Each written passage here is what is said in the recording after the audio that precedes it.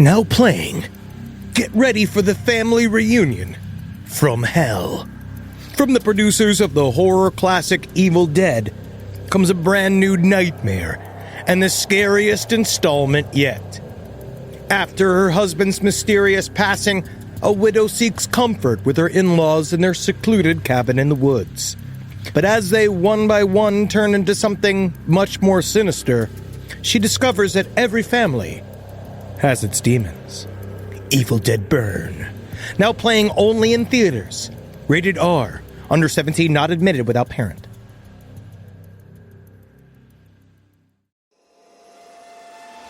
Last podcast on the left is all about the facts. So when Southern New Hampshire University came on as a sponsor, it was time to do some research.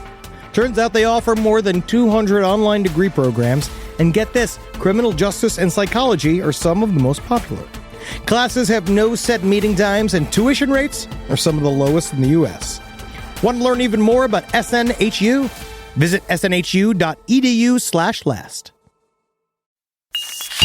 There's no place to escape to. This is the last podcast. On the left.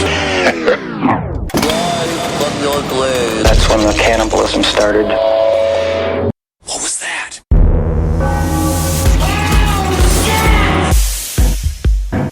Now we're good. I'd like to say for one, as we start this show, I believe Robert Durst is innocent. Why are you coming out in favor of Robert Durst? I think he's cute and fun, and I think he's sweet, and I think he's got a bad rap. You love him for the money, Henry. You want to pull an Anna Nicole Smith and marry that millionaire. I'm just saying, if he gave me a chance, I could make the final years of his life in jail sweet years. He's going to do so well in jail.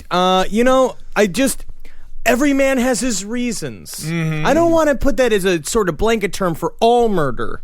But I think with Robert Durst in specific terms, he has had his reasons. Yes, he killed his wife. Absolutely killed his wife. Just because he didn't like her, though. But that's not a good reason to kill somebody. It's a reason. It is but there's a reason for everything. He killed that old man in cold blood and fucking chopped up his body with a bone saw.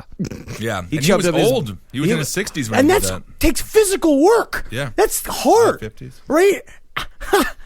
I'd say they should give him a medal for even being able to crack that guy's fucking spine in order to rip his head off. They're saying in order to rip his head off, he couldn't get the bone saw through his fucking neck bones. How many times, huh? You know, he had to step on the neck and literally wiggle the head back and forth until it came off the body. And that takes reasons. That's good. Robert Durst, a man of reason. It's good to treat your neighbor's head like a toddler's tooth. Just wiggle it out. What I think is a good way to get a near homeless man's head removed from his body is you tie a little string about it, tie it to a doorknob, slam the doorknob.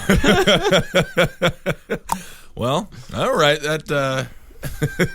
All right. Am I paralyzed you with my Robert Durst defense plea? Yes. I mean, he made a bit of a mistake with the reality show. Usually when you're a triple murderer, you like to keep a little hush-hush. You know? But he started speaking while peeing, and that'll get anybody in trouble.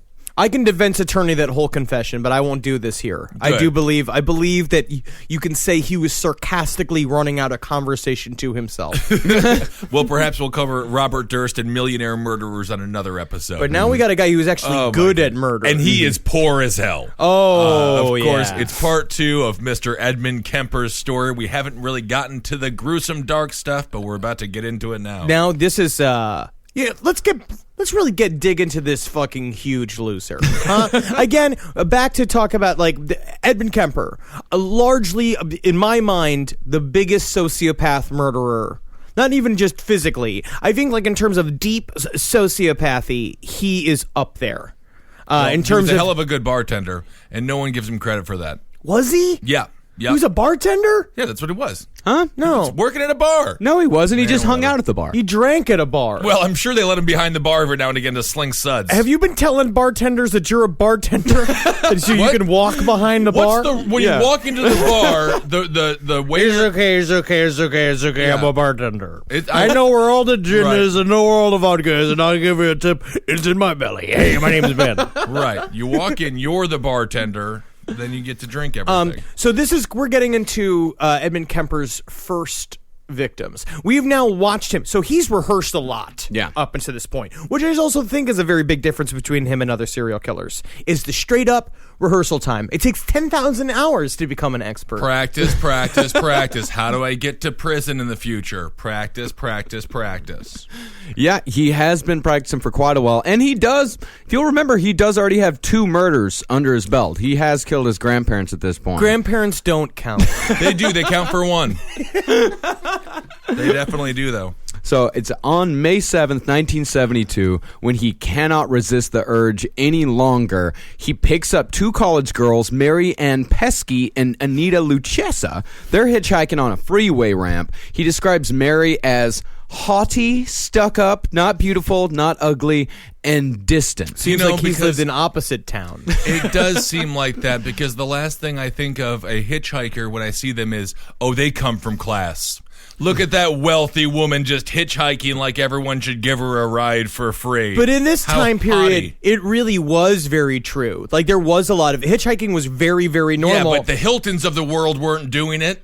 It was still a very middle-class mode of transportation. Yeah, because it was Wilton Hilton, the 80-year-old progeny of the entire family who created the empire. He wasn't hitchhiking because he was riding slaves in 1972. He had a slave. He did. Yes, and he's hopped on his back for her. But this is where the pattern emerges, where he views a woman who does not immediately engage with his nice guy personality, and he views her as stuck up, haughty, one of the bitches that his mom won't let him meet. Oh, mom! And all he wants to do is rape. Yeah. This girl, Marianne Pesky, she was an experienced hitchhiker. She didn't want to get in. Her red flags immediately went off because, for one, this is a little mistake that he made as far as picking up like doubles. He had a coupe. His Ford Galaxy didn't. You had to pull the seat back, which is in a order very to get in. Creepy thing to do, because essentially you get in that back seat. If you can't get through the front seat, you're trapped in the car, completely trapped. So Marianne didn't want to get in, but Anita, who was new to hitchhiking and thought, "Oh, this big man, he's fine," she convinced her to get in. And Ed also pulled the watch maneuver. I got someplace to be. I'm sorry, I got to go to the giant shoe store. They're bringing in a shipment of leather to make me some new heels. I'm a performer. Yeah. So they were going to Stanford University. Ed, he knew the entire area very well from his time at the highway department, and so he started driving them around without them knowing that he had changed directions. He wasn't going to Stanford University. He was going to a remote location. Classic maneuver. Truly, though, that has got to be very frightening when he's saying that basically you're an hour into your trip, and you're like, where the hell are we going? Mm-hmm. And he's just like, eep, and he pulls that 22 out from underneath his seat. Yep, he pulled a .22 caliber handgun from underneath his seat. He started by handcuffing Pesky into the back seat, and about what he told her, here's what he said. I said, I'm running the show here, or some cliche.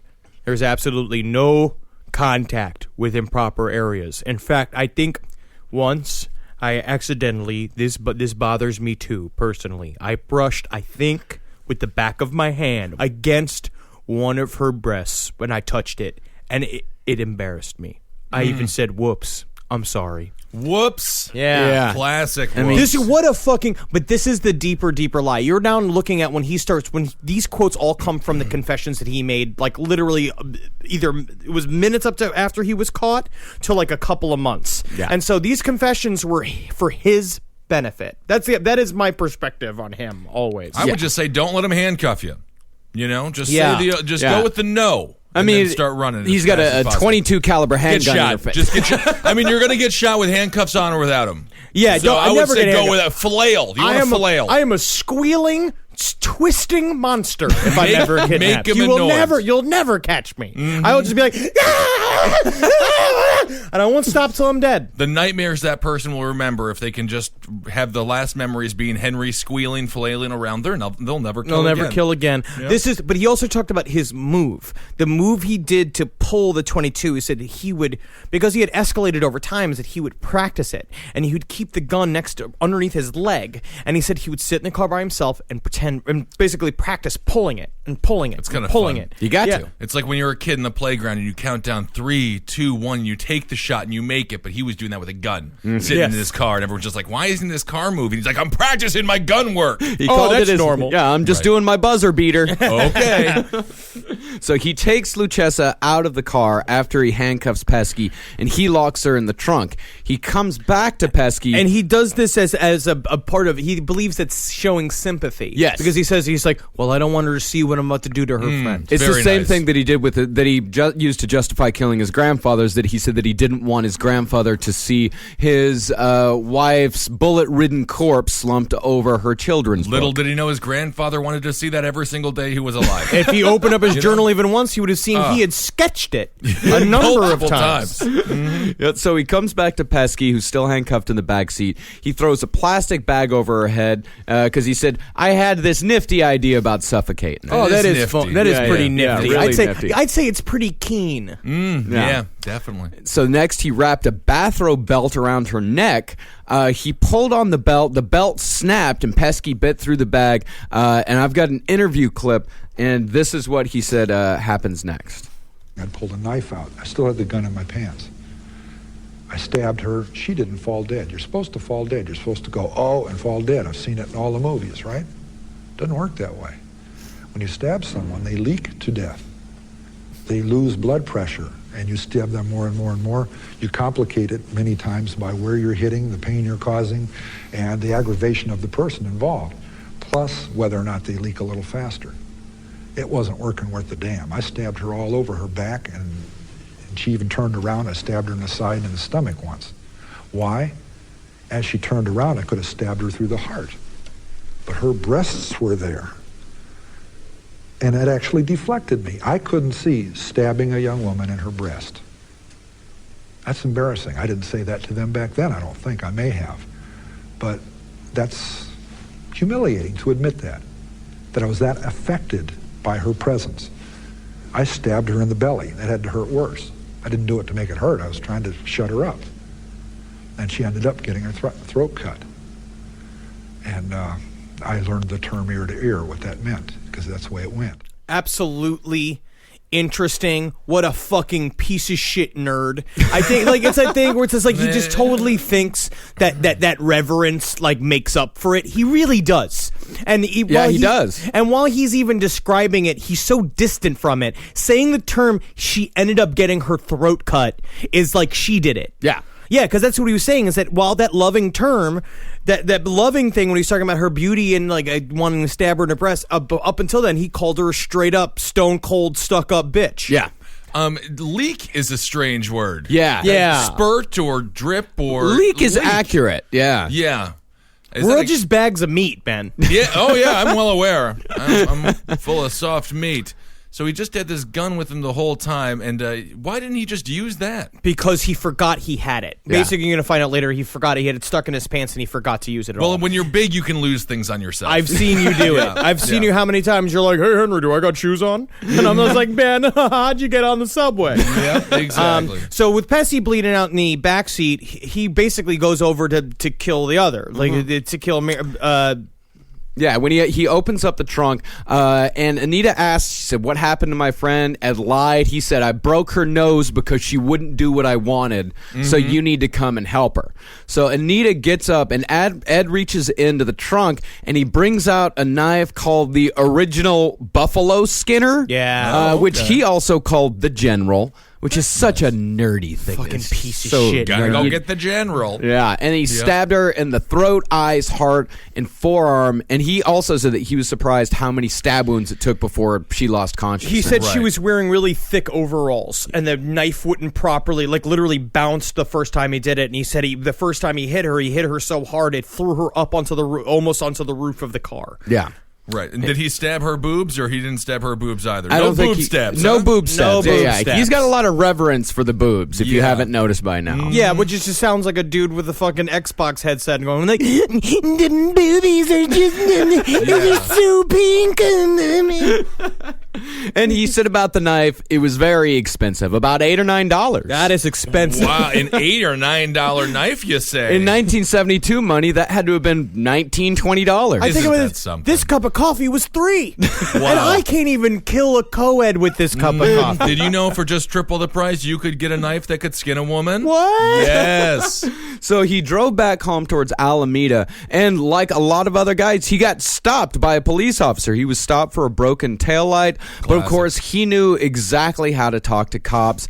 And Kemper said during the entire interview, he was excited, and he had the officer, he said that had the officer decided to just do a routine check and look into the trunk where the two bodies were, Kemper would have shot the cop in the back of the head. Would have just killed him on the Gotcha. spot. Because that's what he That's was. A big detail too about that first crime is that when he stabbed her and he put the bodies in the trunk and he closed the trunk for the first time, he panicked because he couldn't find his keys. Yeah. And he was saying that he was like, oh my god, I've lost my keys in the back of the car. Like I'm fucked.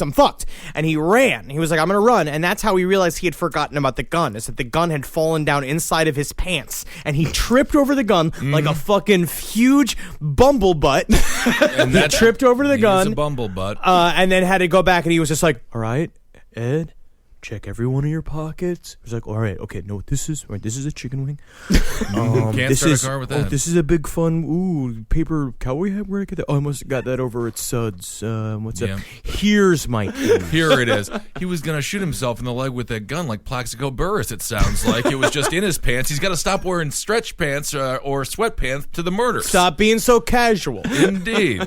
So he gets home, carries the corpses into his apartment, which, by the way, he is sharing with a friend of his at this point. What does your roommate do exactly? It seems like he does a lot of, it seems to be amateur surgery, but otherwise he's a fun guy, cool guy, hangs out with cops, cool guy. Yeah. Yep, he takes him inside. He dissects the bodies. By the way, his roommate was out of the apartment that night. Yeah, Good. Cool. That's better. Yeah. He had curling practice. Yep. Eddie, I'm going to curling practice. I won't be back for 5 hours, so if you do happen to kill two co-eds, you want to skin them in the living room, tonight's the night to do it. Okay, bye.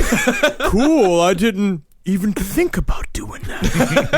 The roommate's to blame for all of this. Yep, he dissected the bodies, snapped some Polaroids, cut the heads off, and then had sex with the various parts of what remained. And talk about a guy who really jumped right deep into the cycle of the killer. my God. And this is the other thing, too, is that, I think, to be honest, if I were to dismember a woman, I would remove the head last, because what I admire most about a woman is her personality. Well, and it's all in the head. But she's dead. No, but she's... Yeah, but there's some kind of block in my mind of like how could she be talking to me and joking around with me if her head's not attached to her body? Well, That's a good Ed Kemper, about that about that exact point, he said, with a girl, there's a lot left in the girl's body without the head. Of course, the personality is gone. Yeah, that's one of the things Choice. about murdering a woman. You lose all of her charms. It's all the conversation you miss. Right. About the heads, he said, I remember there was actually a sexual thrill. You hear that little pop and pull their heads off and hold their heads up in the air, whipping their heads off, body just sitting there. Mm-hmm. That'd get me off. Yeah, that's it. That when you're just about to come there and the head pops right off, Jaddy. I just shoot anyway. I just keep shooting. I shoot even worse. Yeah. You know what I mean? Yeah. And I got to tell you, and I'm a Marilyn Monroe guy. I like a girl love with a her. normal figure. Love her. So he keeps the heads for a little while. On one occasion, he said that he was just sitting there staring at one of the heads that he had rested on the chair across from him. The head became unsettled somehow. It rolled off the chair, and a human head, by the way, weighs about as much as a bowling ball. Okay, 7-8 pounds? Yeah, 7-8 pounds. Hits the ground with a huge thud, and Ed said, The neighbor downstairs hates my guts. I'm always making noise late at night. He gets a broom and whacks on the ceiling. Buddy, I say, I'm sorry for that. Drop my head. Sorry. That helped bring me out of the depression. And that's the bravest, luckiest neighbor of all time. You see, I feel like even in New York specifically, even if the neighbors knew you were dismembering a body, they would still be like, keep it down! oh, yeah, I'd still bring the broom out. I gotta no. drive a train at 6 o'clock in the morning. You gotta tell me, hey, listen, you're gonna be decapitating bitches up in your apartment when I gotta ask you to do. I don't mean to step on your business, buddy. Or what I'm gonna ask you to do, put down a couple blankets. I might just turn up the Netflix. I might let the whole thing go. I don't know. So after he's done with the bodies, he puts the remains into plastic bags and buries them in the Santa Cruz Hills, torso and limbs in one location, hands in a second, and he disguised the burial grounds with techniques he learned from the Boy Scouts, the same place he learned how to use the Buffalo Skinner General. The Boy Scouts teach you how to be a Nazi, and they also teach you how to kill women. It's a bad organization. It's a bad organization. Yeah. And it's because they won't let gay kids in there. I've heard that. If there was gay kids in there, there'd be a fashion design badge, and they'd be wearing nice clothes. It's a little stereotypical there. Well, there'd also be a fucking sous chef badge where they would learn how to make fancy sauces. Oh, okay. Well, now I might join now, yeah. So the heads he kept for a few more days, orally copulating with them before that is a very nice way of saying face fucking. You know Yes. what? I tried to be as sensitive as I possibly could with that one. You know, because that's what he would even say. He would call it humiliating the corpse. Yeah. He specifically viewed that as a humiliation technique. Yeah. And also, it's just you just get sick of masturbating. I know I'm single. I've lived in a hotel for a long time. Sure. You know, I mean, I'm not really at the point where I'm going to sever a human head and use it as a fleshlight, but that's mostly just because I like freedom and I don't want to... Yeah. It's so much effort. It's just weird when your to-do list is like, get the hitchhikers, kill them, put them in a baggie, disrespect the corpse, check. That's just a bizarre day. Yeah. Get milk and eggs. Don't forget the eggs. This podcast is brought to you by Squarespace. Squarespace is an all-in-one website platform that helps you stand out online. Yes, that's right. You don't have to smash your face with a hammer. You can just start a business. It's got everything you need on Squarespace, from securing your domain to building a professional site and showcasing your work all in one place. Let's say you want to show everybody how you can carve your ribs out of your lower abdomen so that you look more like a Ken doll. That's amazing. You can bring your vision to life with AI-powered design or curated templates, plus flexible editing tools that helps you create something that truly reflects your style, especially if you are somebody that is trying to corrupt the young men of America. That's what Squarespace is really going to help you. Squarespace makes it easy. It makes it easy for you to put all that together, and you just go to Squarespace and do it all. Thanks, Braden. Head to squarespace.com/left for a free trial. And when you're ready to launch, use offer code LEFT to save 10% off your first purchase of a website or domain. Hey there, everybody. Is your cell phone bill too much money? Are you getting that bill and you're like, hey, what is this? I can't believe for what? For 5G? Are you crazy right now? $100? I don't even barely got any bars when I'm just sitting in my living room. Okay? You don't have to deal with that anymore. Are you ready for this? $15 a month. That's right. $15 a month on Mint Mobile. Yeah, baby. Get their wireless plan. Because they're just sitting there on the T-Mobile 5G network, and it's just $15. Your whole life, you're just paying all this money every month. You're like, why? Where's it going? It's going to these phone companies that are robbing you. So go to Mint Mobile. Let them help you talk to your mom. So get your new wireless plan for just $15 a month. Go to mintmobile.com/LPOTL. That's mintmobile.com/LPOTL. Cut your wireless bill to $15 a month at mintmobile.com/LPOTL. That's it. There's no catch. Upfront payment of $45 for 3 months, $90 for 6 months, $180 for 12 months. Plan required, $15 per month equivalent. Taxes and fees extra. Initial plan term only. Greater than 50 gigabytes may slow when the network is busy. Includes up to 20 gigabytes hotspot. Capable device required. Availability, speed, and coverage varies. See mintmobile.com. It's obvious we love true crime, but it does make us feel a little paranoid about what's out there, as it should. And that's why it's so important to get a home security system that gives you peace of mind. With Simply Safe, you can stop crimes before they even start using their AI-powered cameras to identify threats on your property and alert US-based live agents to take action, like arriving in a helicopter in the night. coming down from the helicopter, zipping down and breaking through the windows with their big axes, and going through the house, ripping through the walls, finding the criminals. It's easy to do. Simply Safe has been a game changer for us. And the best part, there's no long-term contract. We've used it since the very early days of Simply Safe here at LPN, and it keeps us safe, doesn't it? It keeps all of our thoughts inside the building. Then there's the ones we let out because they have to go out because that's a part of it. But Simply Safe keeps the other thoughts safe. And for that, we say thank you, Simply Safe. And we want you to experience the same peace of mind as we, which is why we've partnered with Simply Safe to offer an exclusive discount to all of our listeners. Right now, you can get 50% off your new system by visiting simplysafe.com/LPOTL. That's half off at simplysafe.com/LPOTL. There's no safe like Simply Safe.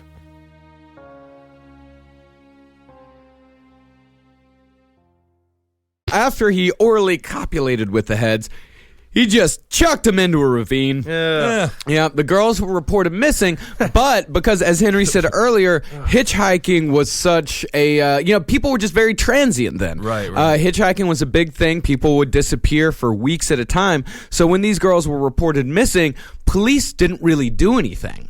And they didn't find Pesky's head until 9 days later.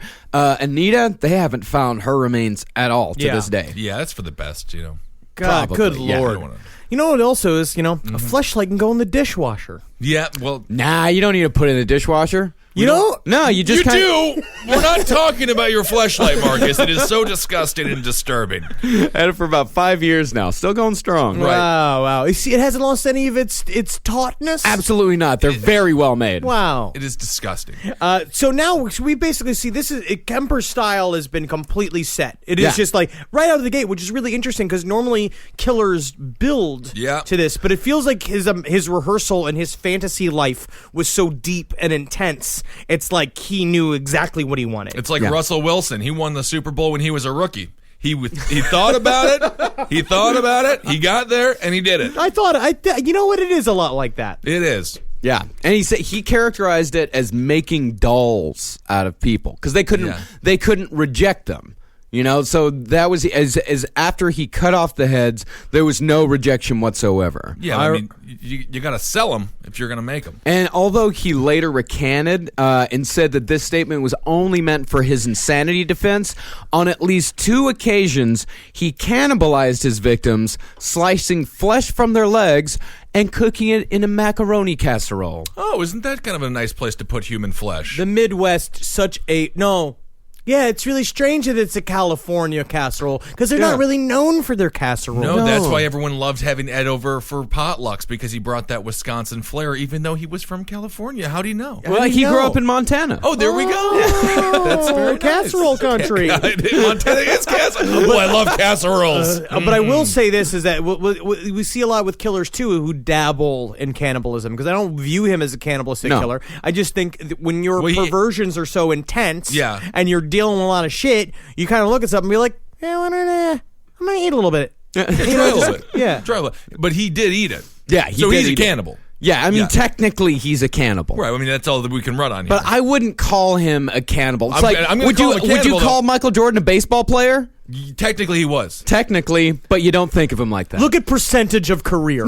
Right. All right, if the majority of his career was spent looking for people to eat, he's not going into the Hall of Fame for baseball, but he's going in for basketball. But I'm just saying he did play baseball. No, I get it. I mean, I think we're in agreement here. Okay, I'm just going to say it's on his resume, but it's not the top of the resume. Okay. I'm just saying you kill and cook someone, put them into a casserole, you're a cannibal. Yeah, it's under skills. It's like how you would probably list Microsoft Word under your skills, or right? Parasailing. Yeah. I lie. I usually lie on that part. Dabbler.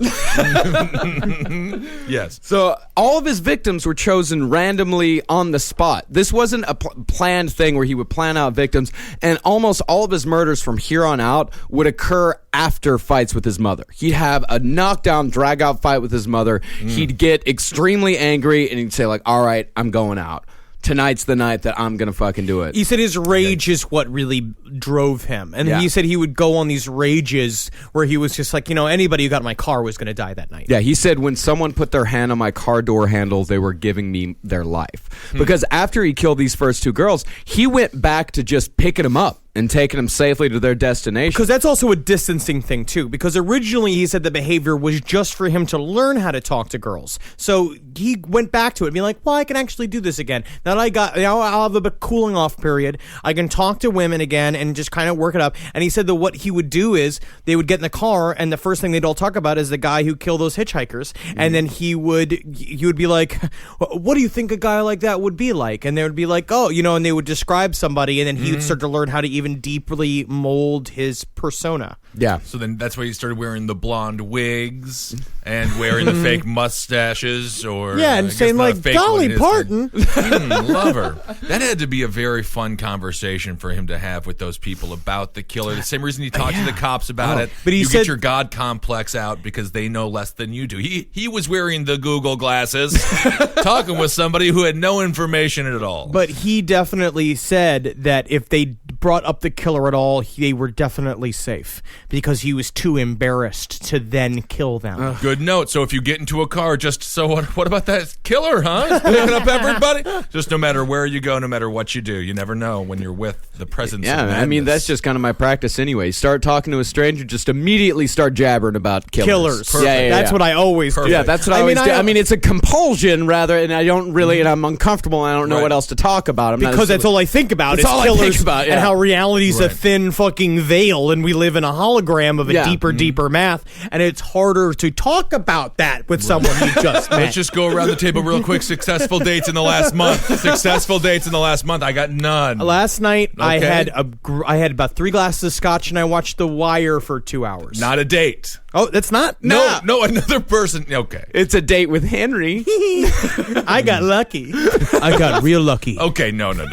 So he kept that whole charade of picking up girls and just taking them to their destination for 4 months until September 14th, 1972. Me and Henry were talking about this before, and this is probably the saddest victim. This really makes me very sad. All these victims are very sad. Like, they're all extremely sad because these are among the saddest victims because these are, I mean, not to say that, other victims are worth less or anything because we always talk about the less dead and all this, but these are, just truly innocent victims. Yeah, I mean, at least if Gacy killed you, you got to hang out with an up-and-coming Democratic politician or future congressman. You were drinking and doing drugs. Right. It's kind of like the Jason, the Friday the 13th Nightmare on Elm Street type thing of being like, well, maybe you should have been naughty and you wouldn't have been buried in the crawl space. Right. Not to victim blame. Ted Bundy's an adorable kind of a dreamboat guy. Jeffrey Dahmer definitely got you wasted before he started trying to drill in your head. But Aiko this guy's just a monster. Aiko Ku is a very sweet girl that I guess that was his next victim that he picked up. It was a 15 years old ballet dancer. Yeah, she was hitchhiking. She was going to San Francisco for a ballet class. She missed her bus.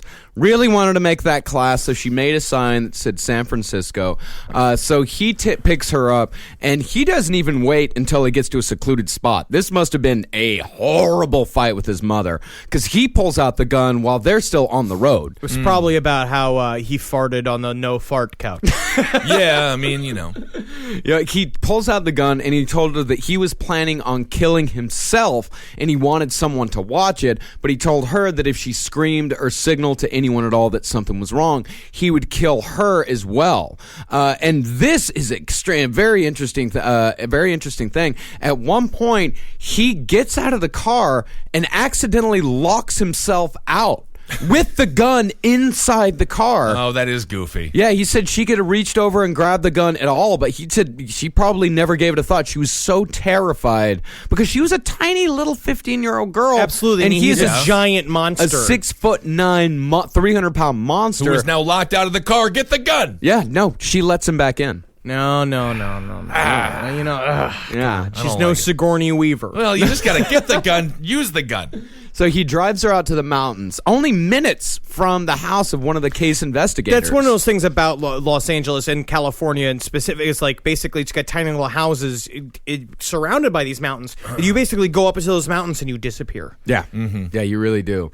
So he tries to suffocate her first by placing his fingers up her nostrils, but she was able to fight her. She was able to fight him off, right. But eventually he strangled her with her own scarf, and after she was dead, He laid her on the ground, raped her, and said he achieved orgasm within seconds. Right, so it was sort of Three Stooges-ish, getting locked out of the car, then with the fingers in the nose, but then it got real. Then it got a little That's the more thing. It goes gruesome. straight from Three Stooges to that Spanish movie Irreversible. Yeah, it really does. So after he kills her, he places the body in the trunk and drives her home, but not before stopping for a beer. He goes inside of the bar, he has a couple of beers, he walks back into the parking lot and opens the trunk, admiring my catch like a fisherman. This he term, said. admiring my catch like a fisherman, is just another thing of just like what a deeply, deeply distanced man he is from himself. Yeah, disconnected from everything, disconnected from the world at large. So he takes the corpse back to his apartment, cuts off the head and hands, and has sex with the corpse. The next morning, he buries the body in one location, the hands at another, and with her head in a bag, drives to his court-mandated psychiatrist appointment. So how are things going, Ed? Things are pretty good. I think I'm getting ahead in my career. And, well, I mean, I can tell you exactly what the psychiatrist thought of him that day. The report said from the first he saw 2 psychiatrists that day. The report said, if I were seeing this appointment without having any history available or without getting the history from him, I would think that we're dealing with a very well-adjusted young man who had initiative, intelligence, and who was free of any psychiatric illness. Bullshit! It is my opinion that he has made a very excellent response to the years of treatment and rehabilitation, and I would see no psychiatric reason to consider him to be any danger to himself or to any member of society. It's almost like your medical field is flawed and you shouldn't technically be called a doctor. And the second appointment actually used the words normal and safe. Both recommended the sealing of his juvenile records as a way to help him become a better citizen. Thus, 8 years after he had killed his grandparents, Kemper gained his complete and total freedom. If you are a psychiatrist, just at the end of every single paper, just ... also might be a killer. Might be a I don't killer, know. I'm not I don't really know. sure. Covering my bases. I do maybe not know. And let's play what actually was going on the interior of Edmund Kemper's mind during these psychiatrist sessions. To be walking up the stairs with a camera bag that belonged to a young woman that had her severed head in it. Walking up to my apartment past a happy young couple coming down the stairs who nodded and smiled at me as they went by. Good evening. And they're going out on a date where I'd love to be going.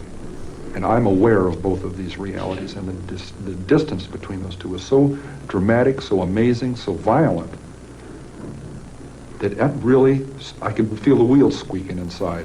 That was really pulling on it. And I imagine at that point some people break. But I didn't literally go insane. I didn't get lost. And all this time, Yeah, he was doing totally good. Totally. I did not go crazy, though. I mean, he could have just had a date with one of these women at the same time. You just don't kill him, and then you might maybe get to ask him out afterwards. I mean, the thing is that if you don't have much past like hitchhiker patter, you're not going to do well on dates. You know what I mean? Because the conversation between pickup and hitchhiker are not like, we're not talking about like great shit. I mean, I don't know. I've never hitchhiked. Maybe you It's do get into difficult. nice, like cool, interesting conversations with people. I think it must It's start very off awkward. A little, it must be a little bit awkward up top, but then you gotta find a way. I'm sure that he had a sentence that he said to all of these people in the very beginning. You got pretty hair. I wonder what it's like laying on the ground, separate from the rest of your body. Well, it's gonna rain here soon. What I would also say about him is that also that statement to me shows how deeply nuts he was. And I mean, in terms of sociopath, because I feel like there's more of a deviousness to it when he talks about how like he could have went insane, but he was too strong to go insane. That what he did, like he could face it. Oh, and he deal with sees it. himself as the hero in this story. Yeah. Like, he sees himself as a hero because he didn't kill anymore, because he turned himself in. I don't know the reason why, but after he kills Eiko Ku, he moves back in with his mother. Hey, when they say like certain songs would like come out of one specific guitar, even if it's an old shitty guitar. Oh yeah, like Trigger, like Willie Nelson's guitar. Yeah. It's a great guitar, but yeah, it's the guitar that all of his best songs all are his written best on. songs are written on. Yeah. You gotta get back to the source. Almost like Trigger is a bit of a It's a touchy word for Willie to be yelling across a bar. No, give me my trigger. Excuse me? What was that, Willie? What? No, it's the guitar. It's the one with the rope around its neck. Well, strap. Okay. Okay. Well, how's about Lucille? I like with B.B. Lucille. King? That's a All name right. that can't be, become a racial slur immediately. Well, Trigger is more. It's more the name of a horse, but that's a different story.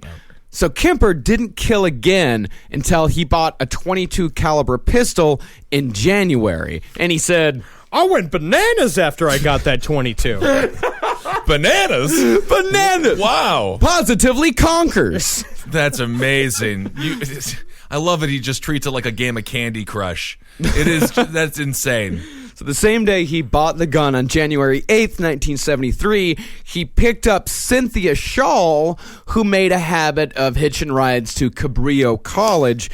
He brings out the gun again while he's driving. He drives her to a town called Freedom. Ironic. Very ironic. Yikes. And stopped on a quiet road. He shoots her, dumps her body in the trunk, and took her home. She was a big girl, so Ed struggled to get her upstairs. His mother came home right as Ed was stuffing her into the closet, and he just talked to his mom normally. Ed, what are you doing? You want to get chicken, Ed? Ed, you want to go get some chicken? What are you doing in there, Ed? You jerking off? Yeah. You pervert! You disgusting pervert, Ed! Now I just can't stop thinking of Throw Mama from the train. The mother from the Goonies, the greatest bad mother of all time. Mom, I'm hanging out with a friend. Mom, I'm having a good time with my friend. Oh my goodness. He returned to the room and he carefully removed the bullet from her skull. And he does this again and again. When he shoots the person in the head, he always removes the bullet from the skull first. All business. Because he's also he's a student. Yeah. And he understands, he's been hanging out with cops all the time, and he fancies himself a fucking little genius. Right. That he's like, I know how to get rid of all of the evidence. Yeah. But on the other hand, he does. Yes. If he wouldn't have turned himself in, I don't think they would have caught him until he would have gone into a berserker. Well, we'll talk about it when we get there, but they did not know. They had no clue who the killer was. Yeah, no idea. So the next day, he brought the corpse back out, had sex with it before dissecting the body in the shower with an axe.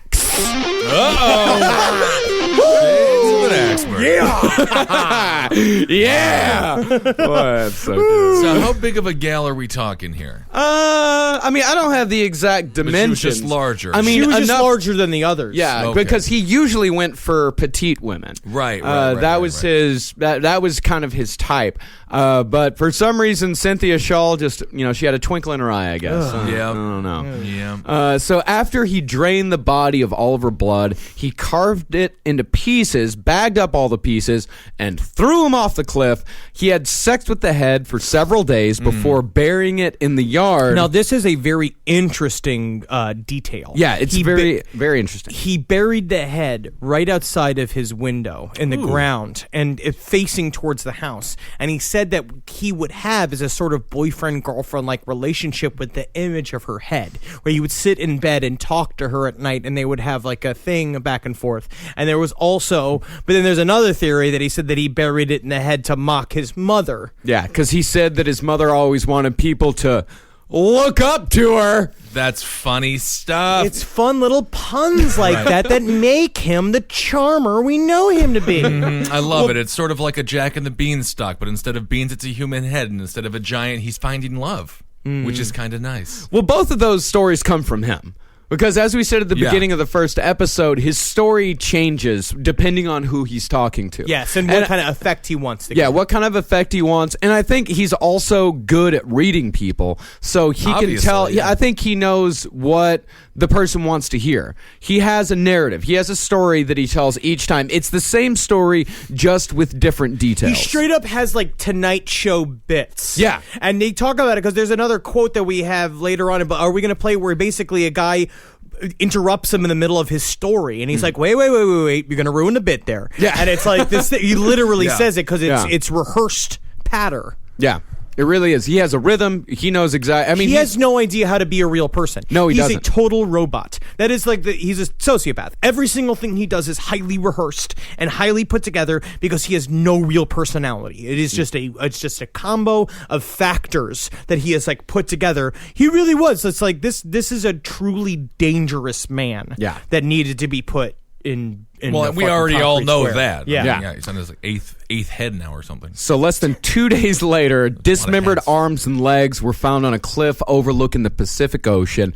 Then you gotta get him into the water, buddy. He didn't throw it far enough. Come on, get him into the water. Here's the funny thing is that he was able to make the torso into the water, but the arms and legs didn't make it. I guess he was winded from the torso. I guess so. Yeah. Also, sometimes big guys got that natural hook. Mm-hmm. Yeah.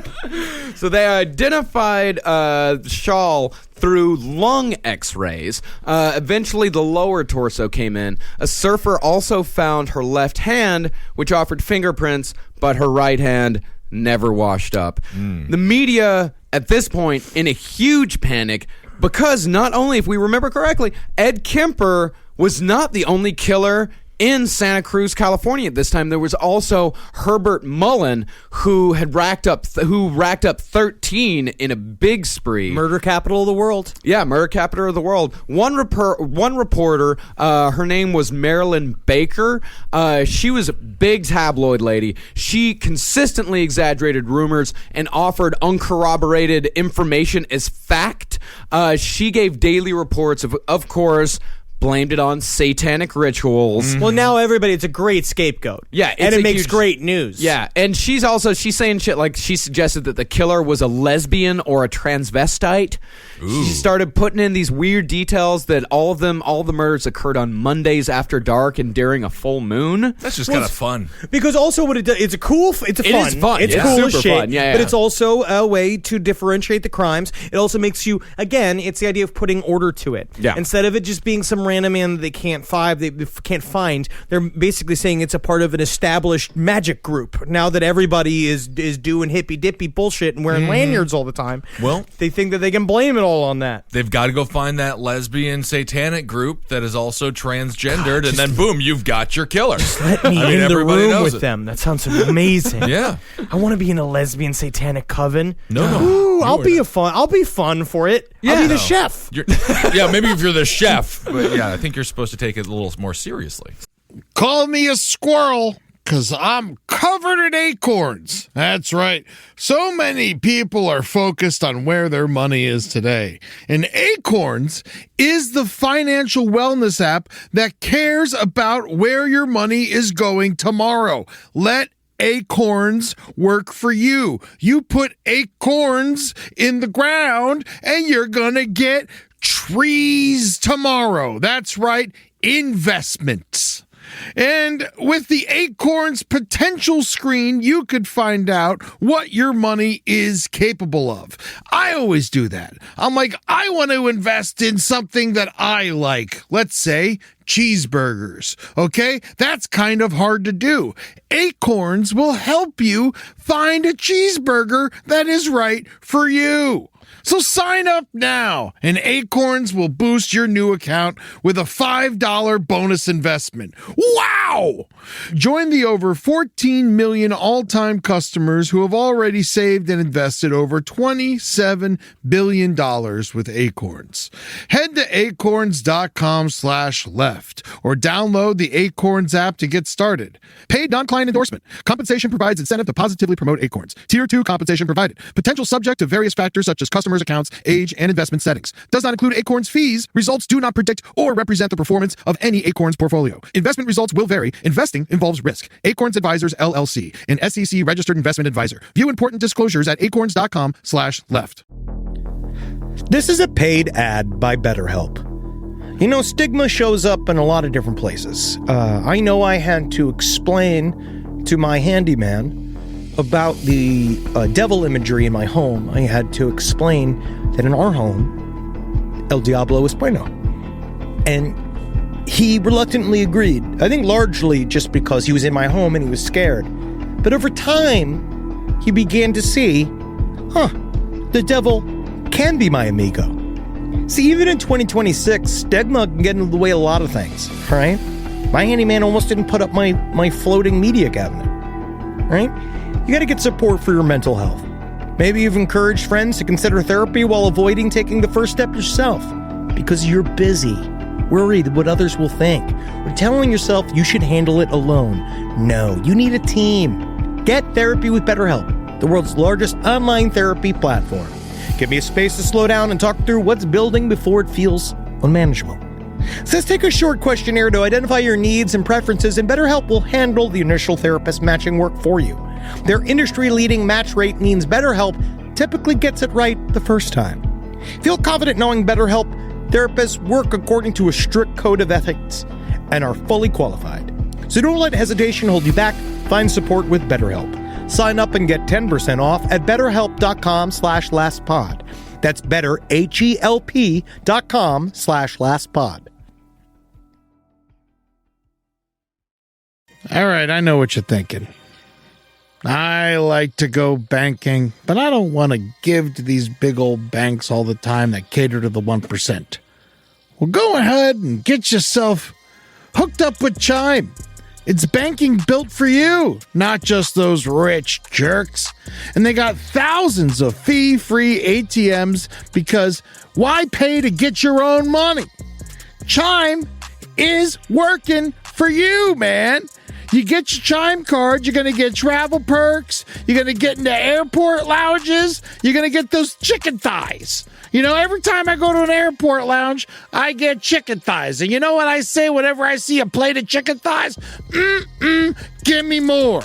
Chime's going to get you those chicken thighs in these lounges, all right? Sure, they could serve other types of meat, but why would you when chicken thighs are so delicious? Chime is not just smarter banking, it's the most rewarding way to bank. Join the millions who are already banking fee-free today. Head to chime.com/left. That's chime.com/left. It only takes a few minutes to sign up. Chime is a fintech, not a bank. Banking services for Chime Card provided by Chime's bank partners. Optional products and services may have fees or charges. Stated cashback for Chime Prime only. No minimum balance required. For more information on travel perks, go to chime.com/disclosures. So many girls going missing. Of course, there were constant warnings for them to not get into cars with strangers, but Ed had a secret weapon because the university had decided to institute a bus system that would assist off-campus students getting safely to campus.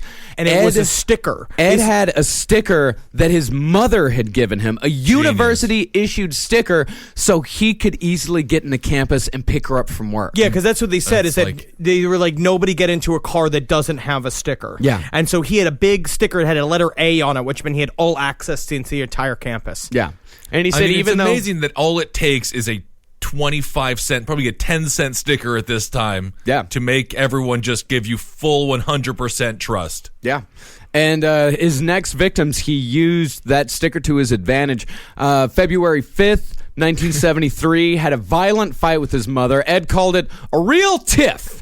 And drove to campus. Actually drove on campus where his mother worked. If we're going to have a fart couch and a no fart couch, they need to not be next to each other. That's true, because when you got a fart, you just want to do it right there on the couch. He picks up Rosalind Thorpe, who was just coming out of a lecture, and then picked up 21-year-old Alice Liu. He shot both of them in the head while they were still on university grounds.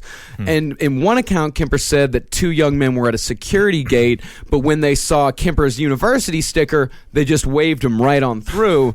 And in another account, Kemper said that he told the guards that the girls were just drunk, and he was just trying to get them home. Of course. Of it was 3 p.m. on whatever day it was. Yeah, two women literally lumped over in the front and back seat of your car. Oh, yeah. Nothing suspicious. I would say both of those women are dead, but you do make a good point. You do and have that the sticker. sticker. You have the sticker. I got to let you go through. Yeah, Kemper said it was getting easier to do, and I was getting better at it. He took the bodies home, but as his mother was home, he had to wait until he can take them inside. But what he couldn't wait on was dismembering the bodies, he took his hunting knife, the general, and hacked off both of their heads while they were still in the trunk of his car in full view of neighbors. If someone would have walked by, they would have seen this fucking monster hacking the heads off of two young co-eds. Legitimately, car parked outside of his mother's house on the street. Right. It's not even covered. It's nothing. He was getting. He really. Again, this just shows his ego. Yeah. He really is at this point thinks that he can get away with anything. Yeah.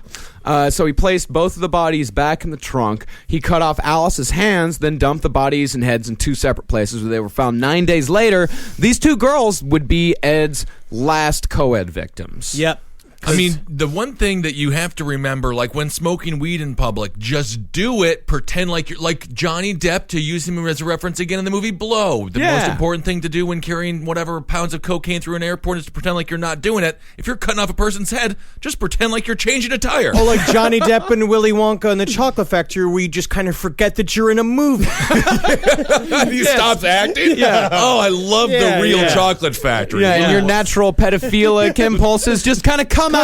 Just kind of on screen. I love that. So yes, these were his last two victims. So now we're looking at last two co-ed victims. Co-ed victims. Right. We're looking at a man who's like built all the way up to this sort of fever pitch in his own head, and he was saying he was really trying very hard to quell it for a while. Did he really try, though? More than not, I feel like actually, more I than think not he did. doing it all together. You know what I mean? Right. Yeah, he did make a conscious effort to not do it. And the fact that he turned himself in does tell you that he was actually trying to do it. But pretty soon after he killed these two girls, a police officer, he was checking through gun licenses. And the way they found this, too, is very interesting. Yeah. Is that this, so his record was expunged for killing his grandparents. And so they were going through, driver's licenses, because basically there's like a random sweep where they go through a bunch of gun license things, like forms and shit, and make sure everything's up to date and everything's up to par. And they were going through, and they're like, "Oh, Eddie Kemper. Oh yeah, that big fucking the Bumblebutt who was hanging out and being annoying." I remember him. Yeah. I was like, "Yeah." It says here, it's like, "What is this thing?" And they noticed that back in the day, instead of issuing a new card, they literally would just cross out your record on the card. They'd black it out, kind of like redacted on classified. But it was like forms. with the marker. Yeah. And so he's like, what does it say underneath this thing? And he looks at it, and basically he sees through the marker that he was put into an insane asylum for killing his grandparents. And he's just like, you guys know that Eddie Kemper murdered somebody? And they're like, no. And he's like, yeah, he killed his fucking grandparents. And they're like, what gun does he have? And he's like, he's got a massive 45. Yeah. And so they're like, we got to go get him. We got to go get this gun. And they all knew him. And so they're like, well, this guy's 6'9" and 300 pounds. Who wants to go get the gun from him? Right, and you know if he throws you over the top rope, you're out. So you can't come back into the investigation. Yeah. So, so they sent the rookie. They sent a guy, they literally drew straws, and the rookie lost. And the rookie is literally this tiny guy. When I saw an interview with him, and he's just like, so I just, I knew that, so it was up to me. Go roll up Eddie. So I rolled on over to the car, and they were saying they have a hard time finding the address. And they went over to basically, he went around looking. It was like one of those things where it was like 609A, 609B. There was a bunch of different houses all in a cul-de-sac, and he couldn't see anybody. And he was looking around, and finally he said, he saw a pair of feet hanging out of the car, and he walks up to him. He's like, excuse me, sir, is that you? Can you point me towards a 609A? And he was like, and then I watched Ed Kemper get out and get out and get out of the car, because he was like, it's just all of his body coming pour out of this car, and him standing all the way up, and he was like, can I get your gun back? This guy approaches Kemper like Wayne, or like Garth did in Wayne's World when he confronted the bully with the Excuse me. I'd like to get by now. But he said then he went into, so then Eddie then in his mind starts going paranoid. He's like, what gun do they want? Yeah. Because he's like, I got a 45 in my house, but I also have a shit ton of other fucking illegal guns in my house. I've also got that 22 that I've been killing all these girls with inside of my car. Yeah. And so finally when he said the 45, he's like, oh yeah, I'll give it to you. Yeah. God, that's got to be just such a strange thought process of hoping they don't know the right gun. Yeah, it really is. So there was also a young blonde girl there with Yes. Ed, and if the cop hadn't come, he would have killed that girl. Yeah. So he Right. just let the girl go. And 2 months after he killed those two girls, I'd say he started to play what I could only describe as Russian roulette with other people's lives. He just started picking up girls just to test himself, just to see if he could pick girls up and not kill them. Right. But here's like some ridiculous irony. There was two girls that he picked up. He looked exactly the same as Yes. Marianne, as the first two Yes, victims. the first two. They wanted him to take them the wrong way to their destination, which would have taken them straight to the site of the first two murders. But Ed knew the right way. He's like, no, you don't go this way. We have to go this way. And that's the amazing irony, is that he scared those two girls more than he scared any of his victims. Absolutely, because they were freaking out because he was just like, no, let me take you the right way. Let me take you the right way. Yeah. And he did it, and then he dropped him off. But it was this point. So that mounting pressure from inside his own brain to kill. Yeah. Meanwhile, with the cops buzzing him for that gun, has started firing up his paranoia. He thought that the cops were playing a cat and mouse game with him. He Yeah, thought they were just stupid. Yeah, it was just complete coincidence. So after that, he spends an entire week thinking about, okay, it's time. I am going to go to the delta of my crimes, and it's time to kill mommy. And he would go through it that Sunday, Easter weekend. Yeah. So I think there's a part of him that thought that maybe if I kill her, she'll come right back, huh? Yeah, you never know who's going to rise on Easter. So he walks into her room on Saturday night while she's reading. She slams her book shut and she said, Oh my God, now I suppose you want to stay up all night and talk. I mean, she was a cold woman. She was a in her very own cold woman. way. Because that was the thing, is that he was such a fucking huge, dorky fucking mama's boy that he would go and sit on the corner of her bed every night and like tell him about his problems and his feelings, and she hated him for it. Yeah. He was just a gigantic nuisance. Yeah. Right. And he said he just goes, nope, and left the room and returned 4 hours later with a claw hammer. And what's also very interesting in one of his first interviews, he breaks into tears talking about this because he says he was psyching himself up all night. And you see, because every other victim he talks about with sort of a smugness, sort of like a thing above him. I pulled one over on them. Yeah. Right. Or they deserved it, blah blah blah. And then that thing where he said, it's not that I did a horrible thing, but it's a horrible thing happened to them. Yeah. Right. And so he was, of course, very conflicted about killing his mother, but he knew he had to do it. He That's knew when that you stare into the window and you look at your own reflection and you're like Annette Bening in American Beauty and you're like, I will sell this house today.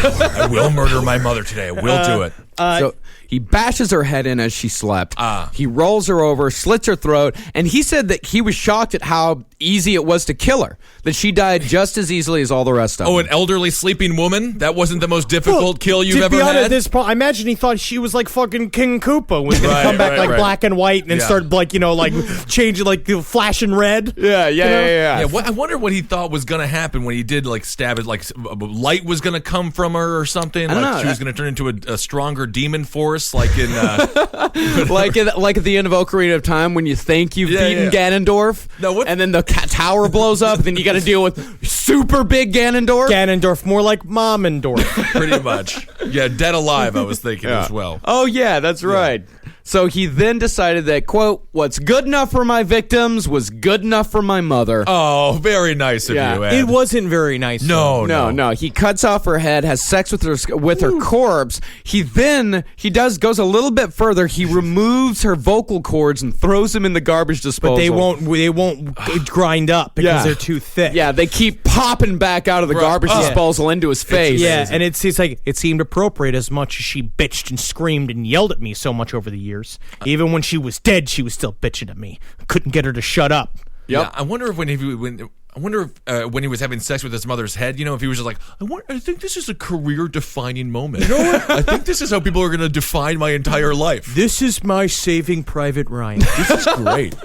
So he spends the next few hours yelling and screaming at his mother's head. He places the head up on the mantle, yells and screams at the head, and then just starts throwing darts at her face. He That was is upset. fun. He was upset. He was upset. I know. I blow off steam. I've yelled at the coffee maker. Yeah. I've Yeah. you know, like Yeah. in these last couple of months, I've yelled at some stuff in my house that doesn't need to be yelled at. You know, I held my TV like it was a woman once. No, we don't talk about that. We don't talk about that. This is being recorded, Henry. So he felt sick. He goes out for a drive. He sees an acquaintance who owes him $10, and Jesus. they went out for a drive in his friend's car, and he's still got the urge to kill. Like, he is Right. fucking keyed up. He said his buddy gave him the $10 and it saved his friend's fucking life. Oh, that's nice. God damn. So if you owe a buddy a debt, just up pay right it now. pay up right now. Go seriously. Shut off this podcast. Go to your buddy's house and pay him right now. Right. Yeah, it's like, I just thought of Steve Buscemi's character. I don't Yeah. know why I'm thinking of all the movies today. I don't know. You're a movie boy. I'm movie boy.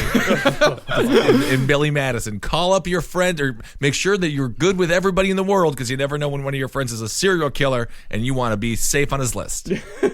So he's still keyed up, and he also realizes that there is one person in this world that's going to miss his mother, her best friend, Sally Hallett. So he calls her up. He invites her over for a surprise dinner with his mother, and when she arrives, the first thing she said was, Let's sit down. I'm dead. Really? Yeah. Wow, I didn't know he that. hits her in the with a brick, strangles her first with his hands, and then uses the same scarf that he had used to kill Aiko Ku. And he did it with such force that he broke her neck. He later recalled, I had broken her neck and her head was just wobbling around with the bones of her neck just disconnected in the skin sack of her neck. So Skin sack. Skin sacks of the neck. Oh, man. So he placed Sally's body in his bed and spent his night in his mother's room.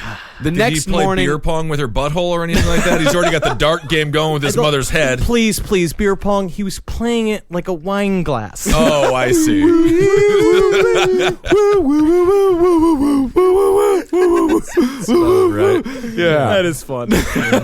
So the next morning, he leaves in Hallett's car, but not without leaving a note for the police on his mother's bloody mattress. It read, Approximately 5:15 a.m. Saturday. No need for her to suffer any more at the hands of this horrible, murderous butcher. It was quick, asleep, the way I wanted it. Not sloppy and incomplete, gents. Just a lack of time. I got things to do. He's very busy, yeah. I got things to do. And that was 2 exclamation points after that. Wow. Yeah, it kind of sounds like a text message from you, Ben. G2T. Yeah. Got to. Yeah. So Kemper drives for 3 days straight. He eventually reaches Colorado, and he's been popping bennies this entire time, popping trucker speed. He hallucinates most of the drive, and he said that he had the same feeling that he had after he killed his grandparents. This weird, surreal, out-of-body type of experience. Right. Yeah, he said... Wow, I've got to stop this because it is getting out of hand. I am not going to be responsible for what happens any further, and I don't like that idea. No, definitely not. So this is what I want to say. To me, what this shows again is, guys out there, when you're driving, wear a seatbelt. Because you don't know. Seatbelt? 60% of the guys on the road have just killed 8 women, their mother, Right. mother's best friend. And they're driving around on bennies. So be careful and buckle up. And he was expecting a manhunt because the police... Because he found- thought that this was a part of a big fucking intricate game with the police. Yeah, he thought that the police had been watching him, and as soon as he took off, the police were going to raid the house, find all the bodies, but nobody gave a fuck that Clarnell and Sally were dead. Let's just face it. They sucked. I mean, nobody seems to care about a lot of people here. But on the other hand, most people who knew Clarnell, like she was very popular at work. No, she was very good at what she was was good at her job. She had a distinct problem with men and with Eddie in general. Yeah. And I think it's because he was a co-ed butcher. Yeah, that'll do it's it. because he was a bit of a bastard. So 3 days went by. He heard no word on the radio of anyone finding the bodies. He stopped in Pueblo, Colorado, called up the Santa Cruz PD to confess to the killings. It took him several calls to convince him that he was serious. They told him to call back. Call back. I just killed 8 women. Okay. I know. But the thing is, we're waiting. The buzzer's broken outside of the station, and we've ordered a couple of pizzas. We're having a bit of a pizza party. It's Marty's birthday, so if you could just wait, we need to keep these lines open. Yeah. And he was so well liked and so well known by the police department, they thought that he was drunk. Like, it took him several calls because he knew these detectives by name. He knew who was on the case. Right. He's like, yeah, I need to talk to Detective Sturgill. And they called up Detective Sturgill. He's like, hey, listen, I got to tell you, I just killed my mother and her friend, and I'm also the co-ed killer. And they were like, they're so used to him being a bumblebutt around the bar because he said that was a carefully crafted persona that he had with them. Yeah, it really was. He was just kind of a goof. Right. He was a police groupie, as they called him. And then he was just a harmless eccentric that was just, pain in the ass. The guy who'd buy you a beer and you'd jaw your ear off and he'd fucking put bad songs on the jukebox. Yeah. And, He's the guy that when you're out drinking, when he shows up and you're sober, you're like, fuck, Kemper, okay, I guess. And then after you have like 5 beers, he's your best friend. Guy, he's your best friend. Yeah. Right. So he said that he had gone all the way to Pueblo. It was weird that one time we all got together that one night and he raped that head of lettuce. Oh, yeah. That was funny, though. It was kind of funny. It was a good time. We'd had a lot of Jaeger that you night, so I just kind of Henry? dismissed it. Yeah, you remember. You ate it afterwards. I had to. Yeah. We called it an Eddie salad. Yeah, that was great. Yeah, he said that he went all the way to Pueblo because he said he was afraid if he went straight to the local police department, they would shoot first and ask questions later, and he was, quote, terrified of violence. What a fucking pussy. Yeah. So, and I really do think that if Ed hadn't turned himself in and hadn't killed his mother, very likely he could have reached Bundy numbers. But once he killed his mom, it was all done. Well, he was, as we said in the first episode, he was a displacement killer. He couldn't kill his mother, so he killed the next best thing, the women that his mother wouldn't let him meet. But after he's caught, he said multiple times, if I was on the street, I'd kill again. Yeah, he said it. He went out and said it, which everyone else is. That's where I would say he's the only honest thing he said. Yeah, where all the other killers would be like, Dahmer found Christ, and everyone knows. Where it's just like he knows. He knows exactly what he is. It's interesting. It's almost like a horror movie in the way that they found what he found what was cursing him this whole time. His mother. It's like when you find the bones and you have to put him in the sunlight at 5 a.m. to break the curse. But there's a he 4-sequel contract that forces you to make more after you make the awesome ending of the first one. Right. So Kemper pleaded not guilty by reason of insanity, but 3 different court psychiatrists declared him to be sane. This is very interesting. Kemper, his diagnosis has been used since then as the standard for what legal insanity is, i.e., by reason of disease or defect, the defendant did not know what he was doing was wrong. Yeah. So that's still used to this day as far as the insanity defense goes. And when they asked him what he thought was a fitting punishment, he said, you know what, I've been thinking about this moment from childhood. He told the judge that he ought to be tortured to death. But the death penalty at the time was suspended nationwide, and he was sentenced to life in prison. Spent a short stint in the California Medical Facility in Vacaville, California, and here he met up with his nemesis, his only competition, Herbert Mullen. God, Herbert! This would have been a fun time for him and the judge to play Gas Chamber. Yeah. His favorite childhood game. That's true. Yeah, so he killed 13. He believed that he was trying to prevent an earthquake. Yeah. And Kemper said he was just a cold-blooded killer, killing everybody he saw for no good reason. All right? You're a no-class killer, I'd say. Yeah. That's what he yelled at her. Yeah, he's like, you're and he would tease her. He would call him Herbie because Herbert hated it. Because Herbert had a high habit of singing in a high-pitched, squeaky voice while people were watching TV. Yeah. You know, just like, bunch of idiots watching the TV. What are you gonna do? What are you gonna do about it? It's a real odd couple. I love it. Oh, yeah. So finally, Kemper got sick of it, and he got into the habit of throwing water on, like a cat, like you would a cat. Right. He would throw water on him, and then he said when he was a good boy, I'd give him peanuts. He that's said kinda that, nice. Yeah, he said that was effective because pretty soon Herbie would actually ask permission to sing. He trained this man like a cat. What an annoying room of losers and maniacs. It is it's just like that's the thing is you can see this context of just being like a group of just fucktards that are just the worst dudes to hang out with. Yeah, there's one guy just saying like, and you got a bumblebutt just going like, shut up, parrot. Yeah, it's a peanuts, you parrot. Meanwhile, you're just a rapist trying to calmly watch some baseball. Right. And It's you're like- just sitting there just, guys.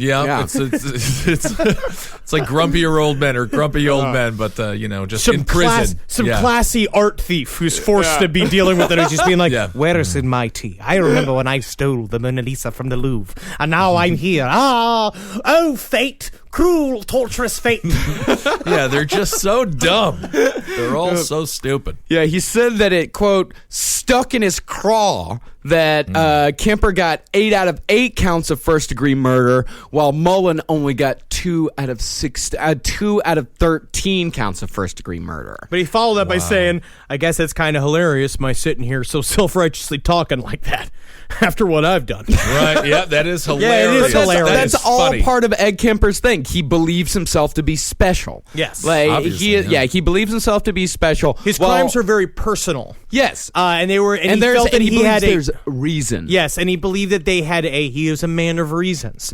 And he believed that they had special connections. Him and the corpses had a special connection. I mean, it was all in loser talk because it was all like staring at the girl who comes into the 7-Eleven while you work at the cashier all day, just being like, I know we could be together. She just gave me a chance and I could show her all the delicious, spicy Dorito curls.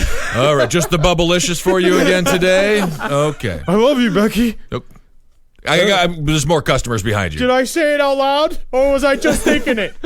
I love you, babe. I love you. She won't give me a chance. So while he was at Vacaville, he also participated in reading audiobooks for the blind. He's got a very nice voice. He does. He spent more than 5,000 hours in the booth in front of a microphone over 10 years. He has more than 4 million feet of tape and several hundred books to his credit. So he's really one of the most successful voiceover people in California at the time. Actually, he probably is. Yeah, regular James Earl Jones. Him and Mel Blanc. Yep. Included in his work is a children's book called The Trumpet of the Swan, the 4th book of the Dune series, Fuck yeah. and a novelization of the Star Wars trilogy. It's unbelievable they gave him. This is such a great job. This is the perfect I'm job very for him. jealous that he has this job. This is what you want, technically, if you could read out loud. Yeah. That would be helpful.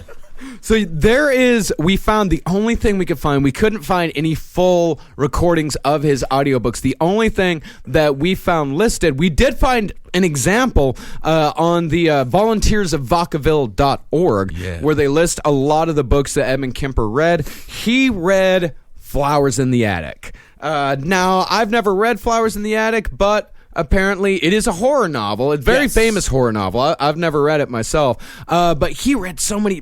Let's listen to the melodious tunes. The melodious tunes of Eddie Kemper. Chapter 1. Goodbye, Daddy.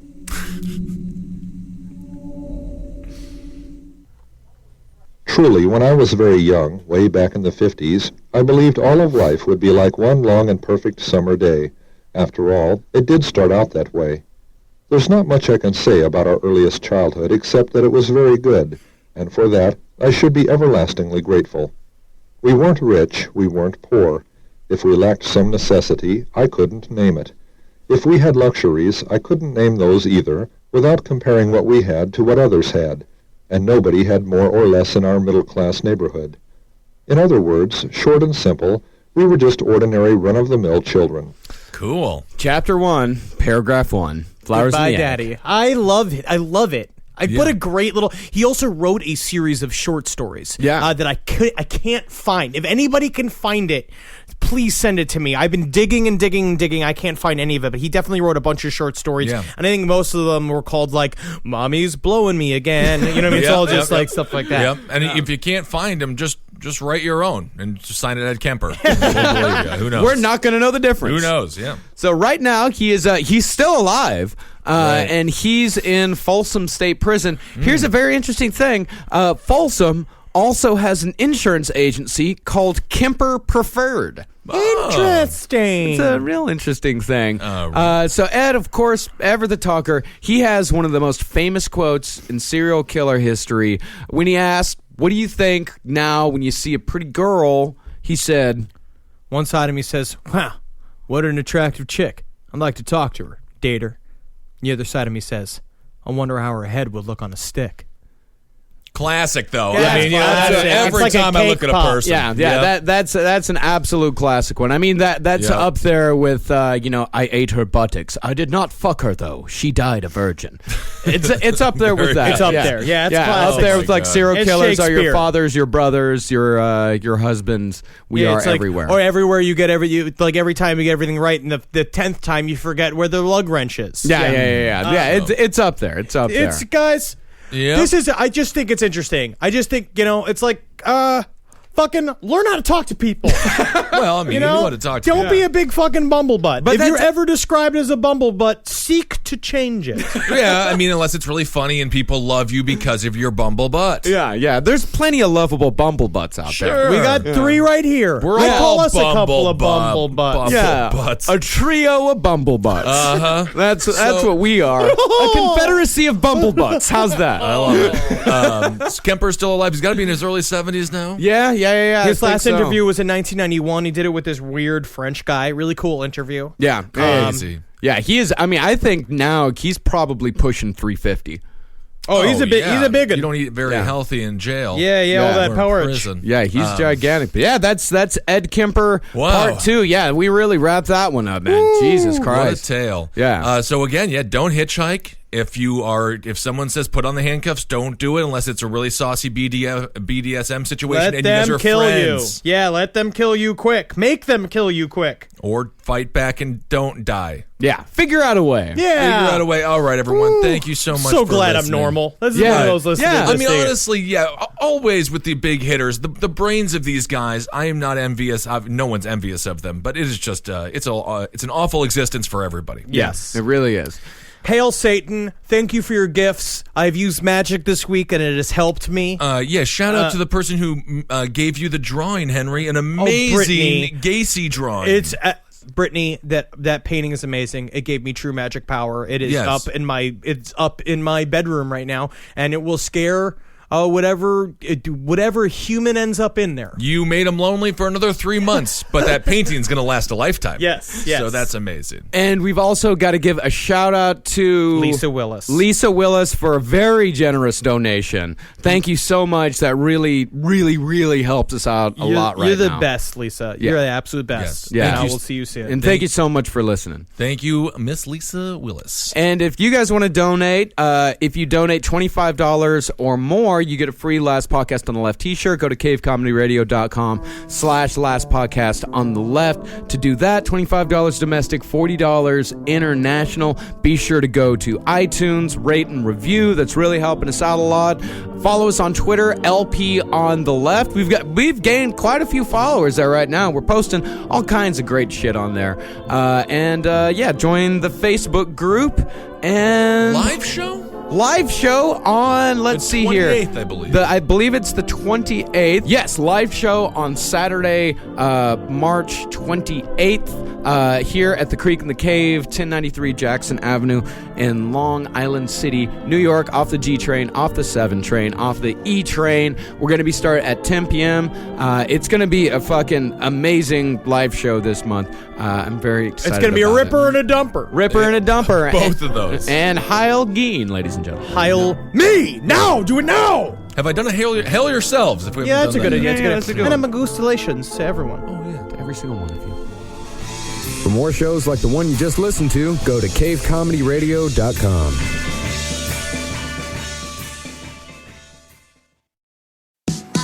Oh my gosh, have you been to Marshall's lately? They have all the brand name and designer pieces you love, but without the jaw-dropping price tags. All right, so here's the truth. You should never have to compromise between quality and price. And at Marshall's, you don't have to. Marshall's believes everyone deserves access to the good stuff. And that's why their buyers hustle around the clock to make it happen for you. Visit a Marshall's store near you or shop online at marshalls.com. Ever notice how life's best stories don't happen in your living room? They happen on the open road, out on the water, or parked under the stars. At Progressive, they get that you want to focus on the experience, not worry about the what-ifs. That's why they offer quality insurance designed for your ride, whether that's a boat, RV, or motorcycle. Adventure with confidence. Visit Progressive.com and see how easy it is to protect your favorite way to get away. Progressive Casualty Insurance Company and Affiliates. Not available in D.C. Prices vary based on how you buy.